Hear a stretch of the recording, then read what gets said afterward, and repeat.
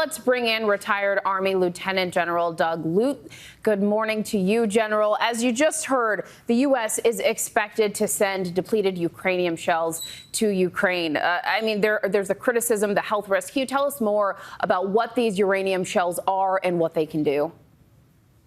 Well, first of all, depleted uranium is less radioactive than naturally occurring uranium ore, so uranium on the Earth's surface. But it's very effective as an anti-tank munition. And that's because it's very dense. It's a very dense metal. And upon impact with an enemy tank, it has a self-igniting fire-producing effect. So it's very useful to punch against enemy armor. Look, it's been in use by American forces and frankly by our allies and even Russian forces for decades without known health effects. So I think the net effect is that its most dangerous, its most severe health effect is to an enemy tank. All right. And when we're talking about this latest U.S. aid package, the Abrams tanks, they're expected to arrive soon to the battlefield. What sort of difference could they make? Well, the Abrams is the world's best tank. The challenge here is that we're only providing 30-some tanks to Ukraine, while our NATO allies, our European allies, have provided several hundred comparable tanks. So it's very good in terms of quality, but I think 30 is short in terms of quantity. And just real quick before we let you go, critics saying that this Ukrainian counteroffensive that's been going on for 3 months now is moving too slowly. What are the Ukrainians trying to achieve?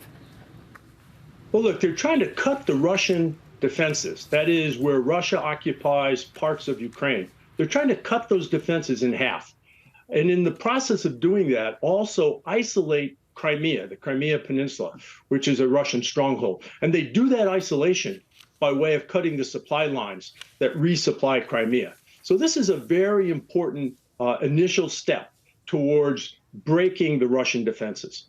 All right. Well, we appreciate you being with us, retired Army Lieutenant General Doug Lute. Thank you so much. And make sure to tune in to This Week later this morning. George Stephanopoulos interviews presidential candidate Vivek Ramaswamy, who wants to stop U.S. support for Ukraine. They'll also discuss his path to the Republican nomination after that combative first debate. Plus, George speaks with Senator Tim Kaine of Virginia about the state of the Democratic Party and Congress's to-do list as lawmakers return to Washington.